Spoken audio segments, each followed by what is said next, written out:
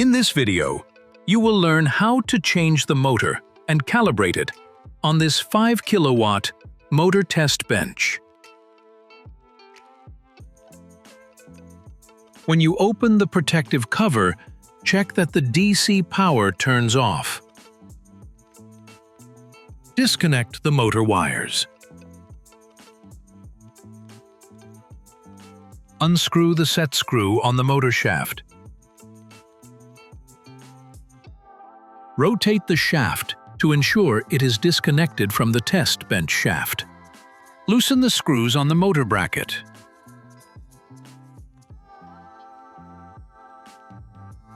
Carefully remove the bracket after loosening all screws.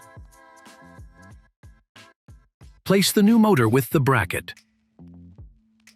As you can see, the coupling is not connected to the test bench shaft. Tighten the screws to secure it. Rotate the shaft to ensure it is properly connected to the test bench shaft. Use an engineering square to ensure the bracket is properly aligned. Securely tighten the screws of the motor bracket.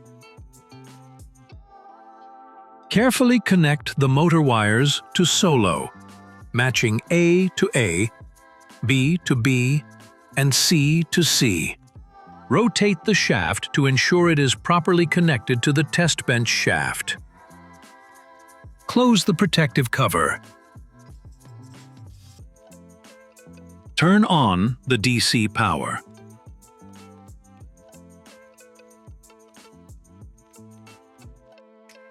Connect each unit to the motion terminal one by one.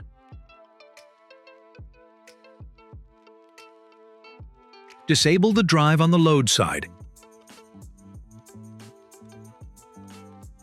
Before starting calibration, make sure to enter all the physical parameters, such as the number of poles, maximum current limit, and motor type.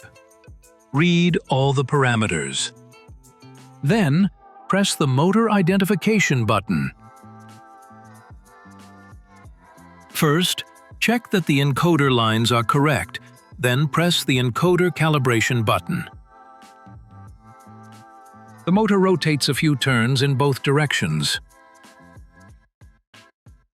Verify that the encoder offsets are correct. Enable the drive on the load side.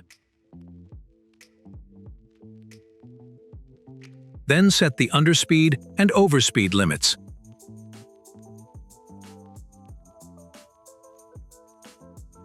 On the drive side, set the speed reference in RPM and run the motor. Turn on the generic test bench monitor. With these steps, you can safely and effectively operate the motor test bench, perform measurements, and test motor performance under various conditions. To learn more about operating this test bench, watch the other parts on our YouTube channel.